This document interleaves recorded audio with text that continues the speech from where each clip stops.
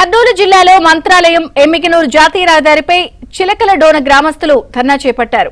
రహదారిపై డివైడర్లు ప్రమాద సూచికలు లేకపోవడంతో తరచూ ప్రమాదాలు జరుగుతున్నాయని ఆరోపించారు.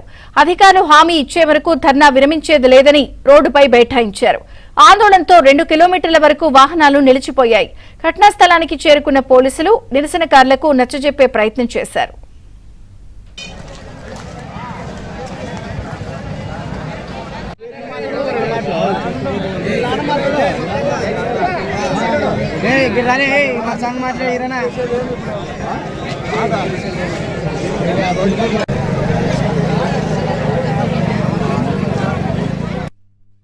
ఇంత ముందర 11 జరిగిన ఒకటే రోజే యాక్సిడెంట్. చాలా మంది స్కూల్ పిల్లలు పోయినారు. డివైడర్లు చేయాలా, పక్కన కాలువలు చేయాలి, స్పీడ్ బ్రేకర్లు కావాలా. ఎవరు ఇంతవరకు బందీలా, మాకేమేది మేము వేరేది కోరలా.